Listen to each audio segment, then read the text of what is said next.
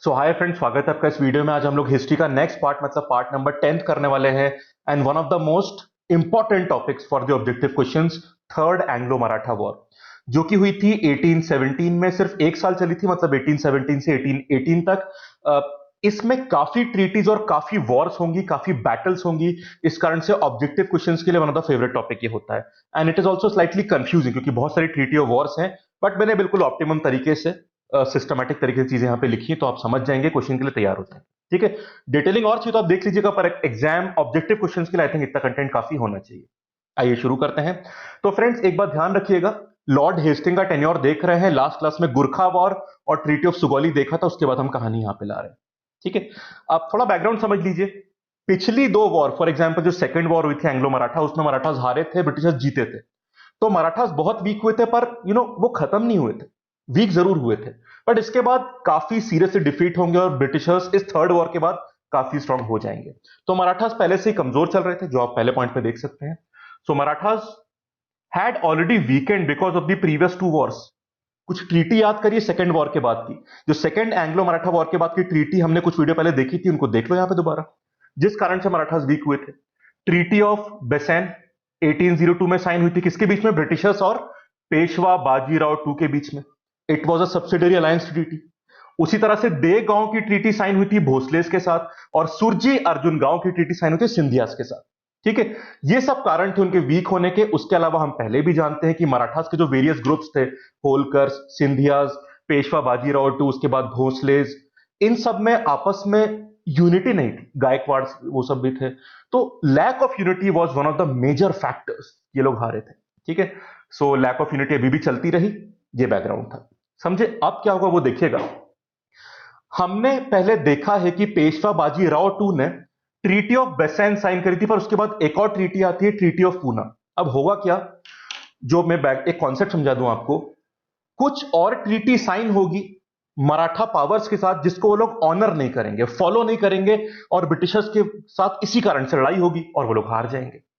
जैसे कि Peshwa Bajirao two treaty of Poona sign करके भी फॉलो नहीं करेगा और ये हारेगा, एंड सो ऑन। इस तरह से काम चलेगा। ठीक है, तो पहले आप ट्रीटी ऑफ पूना देख लो कि थी क्या। 1817 की बात है। ठीक है, सो बेसिकली बैकग्राउंड ये थी कि जो पेशवा बाजीराव टू थे, he was not very happy with the interference of British resident. अब भाई सब्सिडरी अलायंस साइन तो कर लिया, पर ब्रिटिश रेजिडेंट बैठता था उसमें, ब्रिटिश अपनी आर्मी मेंटेन करते थे, वो सब आप जानते हो। उससे वो खुश नहीं था। Peshwa Bajirao two wanted to be the Maratha head, वो मराठा का लीडर बनना चाहते थे, पर उनको ब्रिटिशर्स का इंटरफेरेंस पसंद नहीं था। तो उन्होंने साइन तो कर लिया मजबूरी में, पर उनको प्रॉब्लम्स थी। ठीक, अब यहां पे एक त्रिंबक जी का एक इंसिडेंट होता है।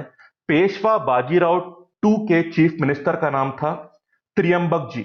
ये एक इंसिडेंट था which was a very important event. उसका थोड़ा समझिए फैक्ट, फिर मैं आपको बताता हूं। ठीक है, अब ब्रिटिशर्स ने कहा गायकवाड्स को, ब्रिटिशर्स के कहने पर गायकवाड़ के जो प्राइम मिनिस्टर थे, जिनका नाम था गंगाधर शास्त्री, गंगाधर शास्त्री। तो ब्रिटिशर्स के कहने पर गायकवाड्स के प्राइम मिनिस्टर गंगाधर शास्त्री जाते हैं पेशवा बाजीराव टू के पास नेगोशिएशंस करने के लिए। और जब गंगाधर शास्त्री जी वापस लौट रहे थे, तो इनको नासिक में मरवा दिया गया। नासिक में इनको मरवा दिया गया, किसके कहने पर? त्रिंबक जी के कहने पर। त्रिंबक जी कौन थे? Chief minister of Peshwa Bajirao two. तो वापसी में इनके कहने पर इनको मरवा दिया गया, गंगाधर शास्त्री को। ये मर्डर करवाया था जुलाई 1815 में। अब इस मर्डर से मराठास और ब्रिटिशर्स दोनों बहुत गुस्सा हो गए, खासकर ब्रिटिशर्स।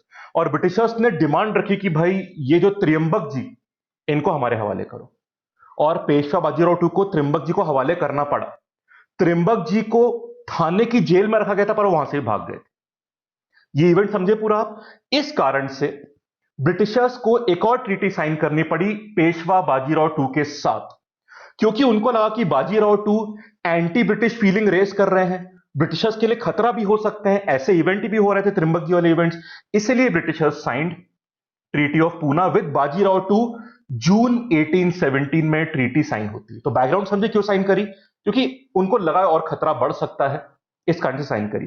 अब this treaty was a supplement to Bassein वाली ट्रीटी जो 1802 में साइन हुई थी। उसके टर्म तो लगते ही रहेंगे, ये और टर्म यहां पे लगेंगे। थोड़ा फोटो छोटा कर दूं, और पॉइंट देखने पड़ेंगे आपको। हाँ जी, समझ गए। तो बसेन के बाद ये ट्रीटी इन कारणों से साइन करी गई। अब उसमें टर्म्स क्या थे, एक दो देख लो, वैसे तो काफी टर्म्स थे। Gaikwad were freed from the control of Bajirao two, तो बाजीराव टू के कंट्रोल से गायकवाड़ को फ्री कर दिया गया पूना ट्रीटी के बाद। और एक बात और, ब्रिटिशर्स ने बाजीराव टू से काफी और एरियाज ऑक्यूपाई करे। So British gain control of the area north of Narmada and south of Tungabhadra river.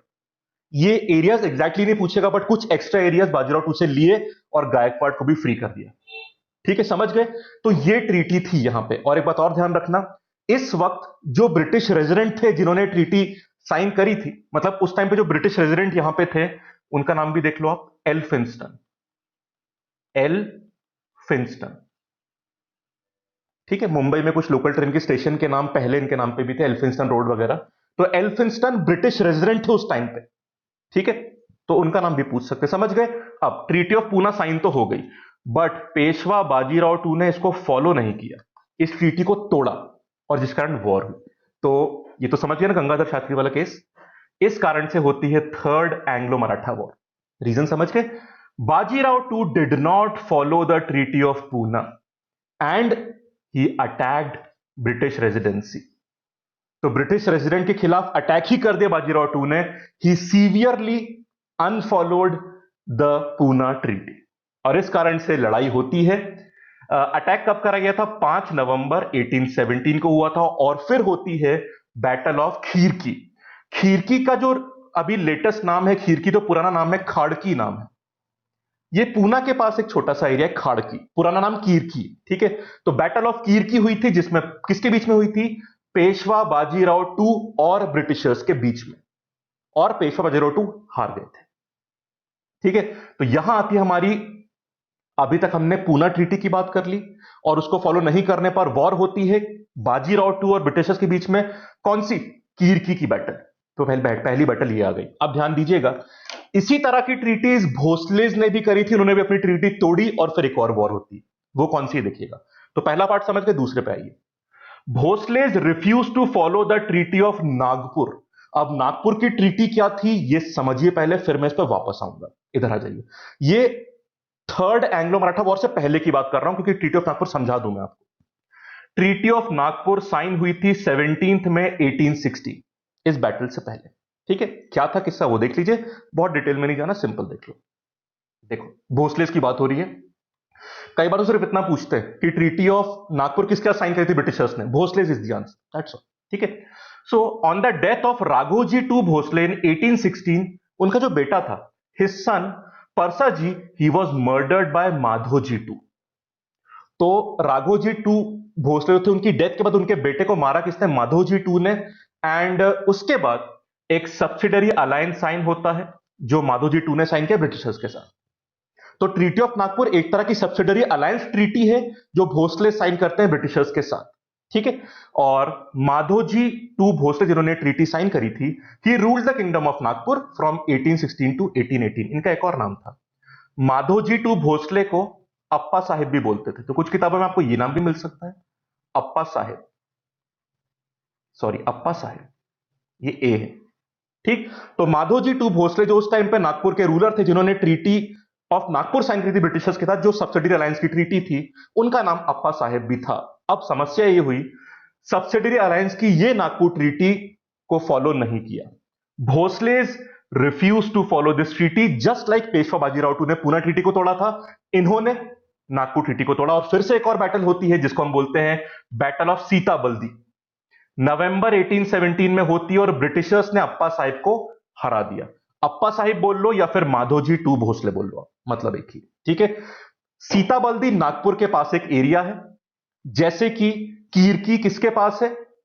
Poona के पास। सीताबल्दी नागपुर के पास है। तो यहां पर एक और मराठा पावर हारती है, भोसलेस, अप्पा साहिब के अंडर, समझ गए। और उसी तरह से फिर क्या होता है कि जो हमारे पेशवा बाजीराव टू है, वो मदद के लिए होलकर्स के पास जाते हैं, पर उनसे भी उनको मदद नहीं मिल पाती, क्योंकि ब्रिटिशर्स होलकर्स को भी हरा देते हैं, एक और मेजर मराठा पावर।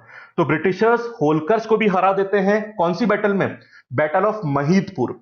महिदपुर एक जगह है इंदौर के पास, जो मालवा एरिया है ना, वहां पे, मतलब आप कह लो इंदौर या उज्जैन बोल लो, शिप्रा नदी जो बहती है ना, उसके पास एक जगह है, इंदौर के पास या उज्जैन के पास, दोनों आसपास की जगह है, उस एरिया में, मतलब मालवा एरिया याद रख लो आप, वहां पे महिदपुर, वहां पे ब्रिटिशर्स ने होलकर्स को हराया। कब हराया?